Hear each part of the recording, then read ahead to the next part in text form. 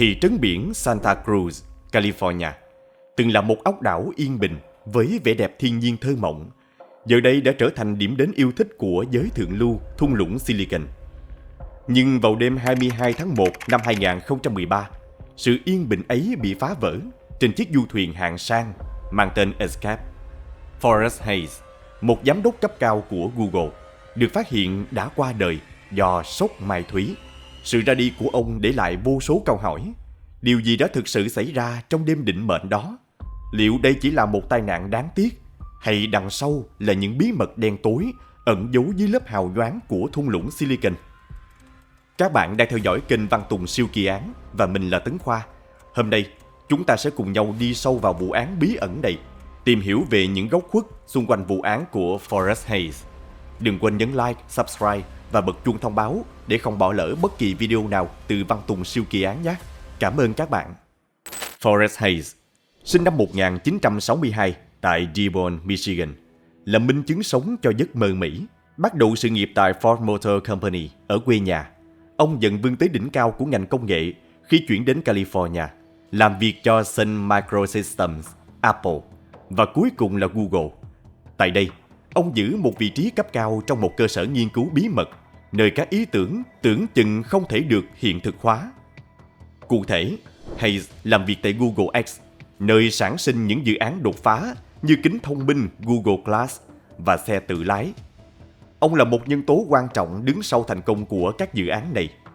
Tính bảo mật của Google X cao đến mức ngay cả đồng nghiệp cũng không nắm rõ công việc cụ thể của ông.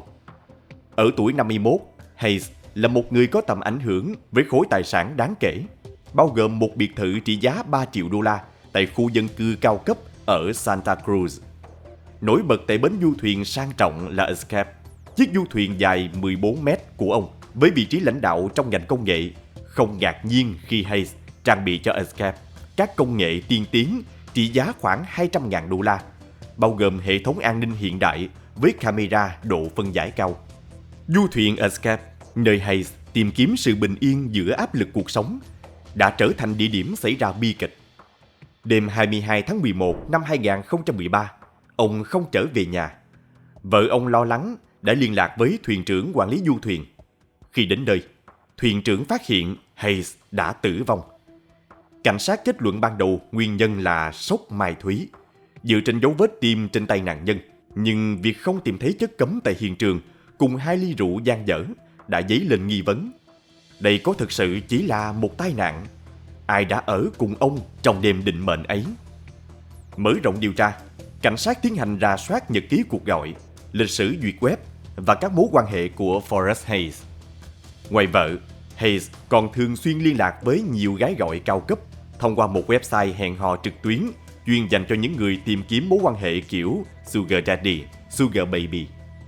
Hệ thống camera an ninh trên du thuyền Escape ban đầu bị cho là không cung cấp được thông tin gì đáng giá, bất ngờ trở thành chìa khóa quan trọng trong việc hé lộ sự thật về đêm định mệnh 22 tháng 1 năm 2013.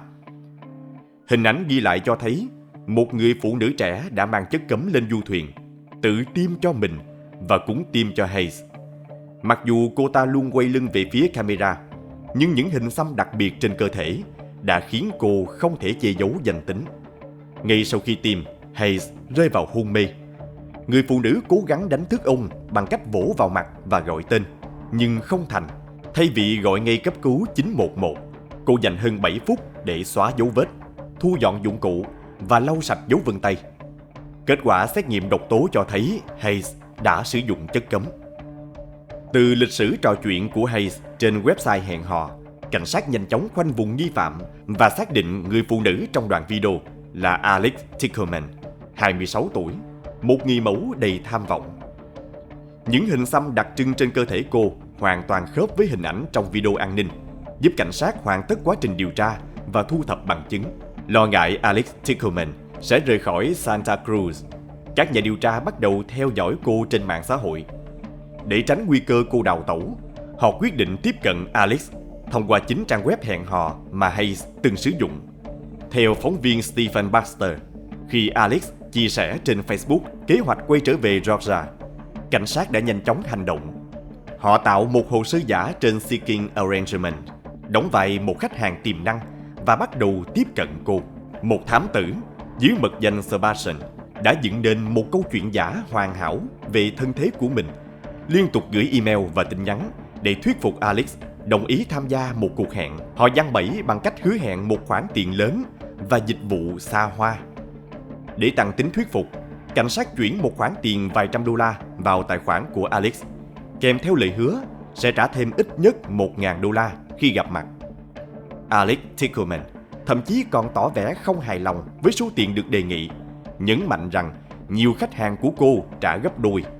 8 tháng sau sự ra đi của Hayes, Alex quay trở lại quận Santa Cruz. Lần này xuất hiện tại một khu nghỉ dưỡng vắng vẻ. Cô mang theo chất cấm, sẵn sàng cho cuộc gặp với người mà cô tin là Sugar Daddy giàu có vừa mới tìm được trên trang web. Nhưng mọi chuyện không diễn ra như cô mong đợi. Cảnh sát đã giăng sẵn một cái bẫy hoàn hảo. Khi đội cảnh sát bất ngờ xuất hiện và tuyên bố: "Chúng tôi là cảnh sát, cô đang nói chuyện với chúng tôi." Alex Tickelman hoàn toàn hoảng loạn. Cô bật khóc nức nở, nỗi sợ hãi hiện rõ trên khuôn mặt. Alex bị bắt ngay tại chỗ, đối mặt với hàng loạt cáo buộc, bao gồm hành nghề bán hoa và liên quan trực tiếp đến sự ra đi của Forrest Hayes. Vụ án ngay lập tức làm dấy lên một câu hỏi lớn: đây là một vụ án mạng có chủ đích hay chỉ là một tai nạn đáng tiếc? Nhạc sĩ Chad Cornell là người bị sốc nhất trước thông tin này. Anh đang chìm đắm trong mối quan hệ với Alex, hoàn toàn không hay biết về cuộc sống phức tạp và những bí mật đen tối của cô. Ngay từ lần đầu gặp, Chad đã bị Alex cuốn hút bởi một nét đặc biệt khó cưỡng. Chad chia sẻ: "Cô ấy có một vẻ ngoài bí ẩn, gần như u ám nhưng lại rất quyến rũ. Tôi chỉ nghĩ cô ấy thật xinh đẹp, giống như Angelina Jolie vậy." Những bức ảnh hào nhoáng mà Alex đăng tải lên mạng xã hội càng khiến Chad tin rằng cô là một người mẫu chuyên nghiệp, thường xuyên chụp hình, quay video hướng dẫn trang điểm và quảng cáo đồ bơi. Tuy nhiên, chỉ vài tháng sau, Chad phát hiện ra một sự thật phũ phàng. Alex không kiếm sống bằng nghề người mẫu như anh vẫn nghĩ. Công việc thực sự của cô hoàn toàn khác, khiến Chad vô cùng bàng hoàng và khó có thể chấp nhận sự thật ẩn sâu lớp vỏ ngoài hào nhoáng mà Alex luôn cố gắng xây dựng. Chad Cornell thực sự choáng váng khi nhận được tin nhắn kèm đường dẫn đến bài báo về vụ bắt giữ Alex Tickelman. Người phụ nữ mà anh từng nghĩ là tình yêu đời mình, người mà anh hy vọng sẽ cùng anh đi đến cuối con đường, giờ đây không chỉ bị cáo buộc hành nghề bán hoa mà còn liên quan trực tiếp đến vụ việc của Forrest Hayes, một giám đốc điều hành cấp cao tại Google. Điều khiến Chad càng thêm choáng váng là việc chỉ vài giờ trước khi gặp Hayes vào đêm định mệnh, Alex vẫn còn ở bên anh. "Chúng tôi đã dành cả ngày hôm đó bên nhau." Chad nhớ lại. Alex nói rằng một vài người bạn thời trung học của cô đang ở Santa Cruz và họ có một chiếc thuyền. Cô ấy bảo sẽ đi chơi với họ. Tối hôm đó, Alex gọi điện cho Chad trong trạng thái hoảng loạn. Giọng cô ấy rất rối bời. Chad kể lại. Alex nói rằng những người bạn của cô trên thuyền bắt đầu sử dụng các chất cấm mạnh, khiến cô không thoải mái và phải rời đi. Cô khóc lóc qua điện thoại, thể hiện sự đau buồn và hoang mang. Tuy nhiên, sau khi biết sự thật, Chad không khỏi tự hỏi: liệu anh có thực sự hiểu Alex là ai? Những lời cô nói đêm đó có bao nhiêu phần là sự thật? Những bức ảnh thời thơ ấu của Alex Tickelman cho thấy hình ảnh một cô bé tóc vàng xinh xắn, năng động và dường như có mọi điều kiện tốt đẹp.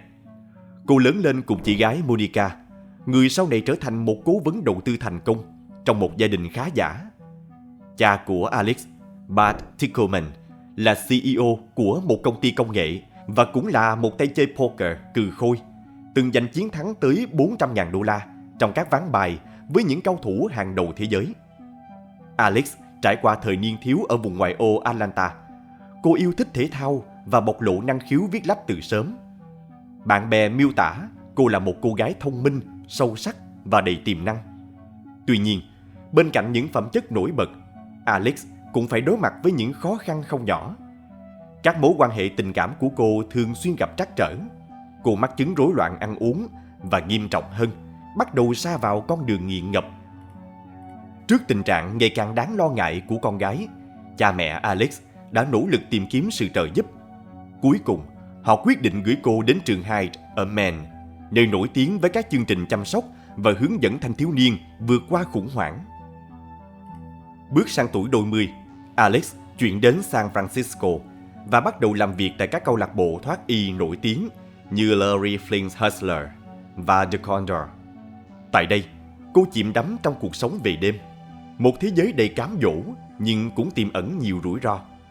Sau một thời gian, Alex quyết định trở về Atlanta, nơi cuộc đời cô rẽ sang một hướng khác.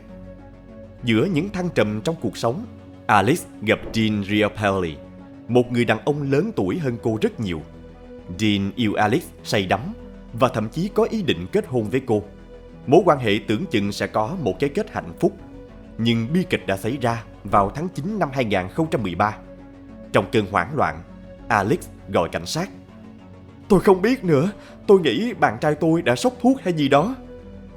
Dean Riopelle được xác định tử vong do sốc mai thúy. 2 tháng sau khi chứng kiến Dean Riopelle bất tỉnh tại nhà riêng ở Bắc Atlanta và gọi 911, Alex lại một lần nữa đối mặt với một bi kịch tương tự. Lần này là trên du thuyền của Forrest Hayes, một giám đốc điều hành Google. Sự trùng hợp đáng ngờ này đã đặt ra nhiều nghi vấn về vai trò của Alex trong cả hai vụ việc. Sau khi Alex Tickelman bị bắt tại Santa Cruz, cảnh sát Milton, Georgia quyết định điều tra lại vụ việc liên quan đến vụ việc của Dean Riopelle. Họ nghi ngờ rằng đây không chỉ đơn thuần là một vụ sốc thuốc quá liều, mà có thể còn liên quan đến hành vi phạm tội. Christina Broker, cựu nhân viên của Dean Riopelle, là một trong những người đầu tiên nghi ngờ Alex có liên quan đến bi kịch của ông. Christina từng sống cùng Dean và chăm sóc các con riêng của ông. Cô nhớ rằng Dean rất yêu Alex, nhưng đồng thời cũng vô cùng lo lắng vì những thói quen xấu của cô, đặc biệt là việc Alex nghiện chất cấm. Christina khẳng định Dean không bao giờ tự tiêm chất cấm vào người. Mặc dù không còn làm việc cho Dean, Christina vẫn tin rằng Alex có thể đã góp phần vào sự ra đi của ông. Sự tương đồng kỳ lạ giữa vụ việc của Dean và Forrest Hayes khiến Christina không khỏi nghi ngờ, tự hỏi liệu có điều gì đó còn bị che giấu đằng sau những bi kịch này. Giả thuyết cho rằng Alex Tickelman đi khắp nơi để tiêm chất cấm cho những người đàn ông khác nghe có vẻ phi lý. Những người này đều là người trưởng thành, hoàn toàn có khả năng chịu trách nhiệm cho hành động của mình.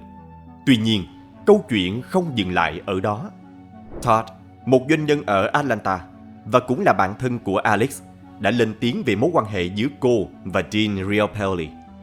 Anh kể rằng Alex hoàn toàn suy sụp sau khi Dean, người mà cô vô cùng yêu thương, qua đời. Todd khẳng định rằng Dean tuy có vấn đề với rượu nhưng lại rất yêu Alex, và tình cảm đó hoàn toàn được đáp lại.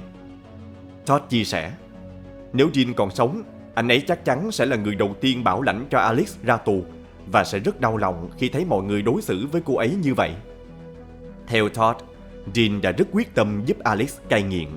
Anh không chỉ đưa cô vào trại cai nghiện mà còn chuẩn bị cầu hôn. Ngày 30 tháng 8 năm 2013, Dean nhắn tin cho Todd nói rằng anh đang chuẩn bị nhận cưới và dự định sớm kết hôn với Alex, nhưng bi kịch ập đến chỉ 3 tuần sau đó, khi Dean qua đời vì sốc mai thúy. Sự ra đi bất ngờ của Dean không chỉ khiến Alex suy sụp, mà còn làm cho câu chuyện trở nên phức tạp hơn. Dean từng hứa rằng anh sẽ cưới Alex vào đêm Halloween năm 2014 nếu cô giữ mình sạch sẽ trong 14 tháng. Nhưng Alex đã không làm được. Ngày 7 tháng 9 năm 2013, chỉ 10 ngày trước khi Dean qua đời, anh phát hiện ra một sự thật đau lòng. Alex đang hành nghề bán hoa trên mạng. Mặc dù ghê tởm công việc đó, nhưng vì cơn nghiện không thể kiểm soát, Alex vẫn tiếp tục làm để kiếm tiền thỏa mãn nhu cầu của mình. Cô muốn ở bên Dean, nhưng đồng thời lại che giấu một bí mật đen tối. Dean vô cùng tức giận khi biết sự thật. Anh nói với Todd rằng sẽ đuổi Alex đi nếu cô không thay đổi. Tuy nhiên, anh đã không làm vậy. Thay vào đó, Dean chìm đắm trong rượu chè để đối phó với cú sốc tinh thần. Mối quan hệ giữa họ ngày càng trở nên căng thẳng. Dù rất yêu Alex, Dean không thể tìm ra cách giải quyết các vấn đề phức tạp giữa hai người. Cuối tháng 10 năm 2013, Alex Tickleman đến California với hy vọng xây dựng một cuộc sống mới. Tuy nhiên, quá khứ đen tối vẫn tiếp tục đeo bám cô. Không lâu sau, Alex quay trở lại con đường cũ, tiếp tục hành nghề trên mạng. Trong một tin nhắn gửi cho Todd, cô tỏ ra hào hứng. Ở đây toàn đại gia thôi. Chỉ trong vài ngày, Alex đã tìm được một khách hàng tiềm năng và cơ hội kiếm được số tiền lớn. Ngày 2 tháng 11, cô phấn khích nhắn tin cho Todd.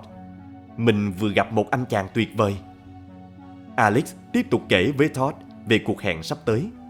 Ngày mai mình sẽ lên du thuyền của anh ấy. Chỉ vài giờ thôi mà anh ấy sẽ trả mình 400 đến 500 đô la tiền mặt. Rồi sau đó là một tấm séc 2.000 đô la nữa.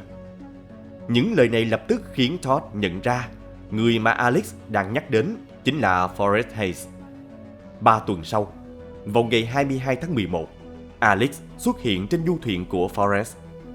Theo Todd, đây chỉ đơn giản là một cách để Alex kiếm tiền nhằm duy trì cơn nghiện đang ngày càng nghiêm trọng của cô. Ngày 19 tháng 5 năm 2015, Alex Tickleman trở lại tòa án để ấn định ngày xét xử. Sau gần 1 năm ngồi tù, cuộc sống hào nhoáng trước đây của cô đã hoàn toàn tan biến. Alex phải đối mặt với mức án lên đến 20 năm tù giam vì cáo buộc ngộ sát Forrest Hayes, cùng các tội danh tàng trữ chất cấm và hành nghề bán hoa. Luật sư bào chữa Jerry Christensen và Laurie Bigham lập luận rằng Alex không phải là kẻ sát nhân máu lạnh. Họ cho rằng tất cả những gì xảy ra trong đêm định mệnh đều là kết quả của sự đồng thuận giữa hai bên. Forrest Hayes không chỉ tự nguyện tham gia mà còn chủ động hướng dẫn, dùng đèn pin để chỉ cho Alex vị trí tiêm thuốc. Luật sư khẳng định rằng Alex chỉ rơi vào trạng thái hoảng loạn khi tình huống vượt quá tầm kiểm soát, chứ cô không hề có ý định sát hại Hayes. Đoạn video giám sát từ hệ thống an ninh trên du thuyền chính là bằng chứng rõ ràng nhất cho thấy đây là một tai nạn bi thảm, không phải một vụ án mạng có chủ đích. Trong suốt nhiều tháng, đội ngũ luật sư đã không ngừng đào sâu vào quá khứ của Forrest Hayes, thậm chí yêu cầu công tố viên cung cấp các video từ camera an ninh của khu nghỉ dưỡng, bao gồm những đoạn ghi hình từ 6 tháng trước khi ông qua đời. Họ cũng phát hiện ra một số dấu hiệu cho thấy Forrest Hayes có thể đã có những cuộc gặp gỡ tương tự trước đây trên du thuyền của mình. Phiên tòa diễn ra với một bước ngoặt bất ngờ. Alex Tickleman quyết định nhận tội ngộ sát. Trước tòa, cô thừa nhận hành vi của mình và bày tỏ sự nhận thức sâu sắc về mức độ nghiêm trọng của các tội danh phải đối mặt. Thông qua luật sư, Alex gửi lời xin lỗi chân thành đến gia đình Hayes, bày tỏ mong muốn phần nào xoa dịu nỗi đau mà họ đang gánh chịu. Alex Tickleman bị kết án 6 năm tù giam. Tuy nhiên, do đã thụ án một phần thời gian và được hưởng sự khoan hồng từ tòa án, cô chỉ phải thi hành án thêm hơn 2 năm nữa. Phiên tòa kết thúc với lời chúc may mắn từ thẩm phán dành cho Alex, khép lại một chương đầy bi kịch trong cuộc đời cô, đồng thời mở ra hy vọng về sự chuộc lỗi trong tương lai. Sau phiên tòa, một thông tin bất ngờ được công tố viên Rafael Vasquez tiết lộ. Gia đình Forrest Hayes đã từng liên hệ, bày tỏ mong muốn Alex Tickleman không bị truy tố. Họ không muốn vụ án kéo dài hoặc bị đưa ra xét xử công khai, thậm chí còn hy vọng nó có thể được hủy bỏ. Nguyên nhân chính là lo ngại đoạn video ghi lại sự việc trên du thuyền bị công khai, điều mà họ cho rằng sẽ mang lại nhiều đau đớn và xấu hổ cho gia đình. Công tố viên Rafael Vasquez cũng khẳng định rằng, trái ngược với những gì ban đầu cơ quan thực thi pháp luật mô tả, Alex Tickleman không phải là một kẻ sát nhân máu lạnh. Ông đồng tình với quan điểm của luật sư bào chữa rằng Alex không hề thờ ơ trước tình trạng nguy cấp của Forrest Hayes. Trên thực tế, cô đã cố gắng cứu ông bằng mọi cách, đập vào ngực, tát vào mặt, đỡ ông dậy và ôm vào lòng. Một trong những luật sư của Alex chia sẻ rằng khoảng thời gian trong tù đã thay đổi cuộc đời cô. Alex không chỉ cai nghiện thành công mà còn trở nên tỉnh táo hơn, đồng thời dần tìm lại được sự gắn kết với gia đình. Cô đã tận dụng thời gian đó để suy ngẫm về những sai lầm trong quá khứ và học cách trân trọng các giá trị đích thực của cuộc sống. Tuy nhiên, đối với gia đình Forrest Hayes, bất kể Alex có thay đổi hay không, họ vẫn phải sống chung với nỗi đau mất mát. Dù không còn phải chịu áp lực từ dư luận hay sự soi mói của truyền thông, nhưng mất mát người thân vẫn là một vết thương không thể lành.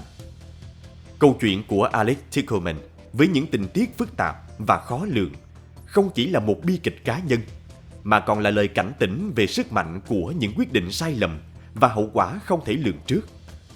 Từ những khoảnh khắc hoảng loạn đến các lựa chọn dẫn đến sai lầm, câu chuyện nhắc nhở chúng ta rằng mỗi hành động đều có thể để lại hậu quả không thể đảo ngược, và rằng mọi thứ không phải lúc nào cũng giống như vẻ bề ngoài. Cảm ơn các bạn đã đồng hành cùng Tấn Khoa và Văn Tùng siêu kỳ án trong hành trình khám phá vụ án này. Hy vọng câu chuyện đã mang lại cho các bạn những góc nhìn sâu sắc hơn về cuộc sống. Xin chào và hẹn gặp lại trong những kỳ án tiếp theo.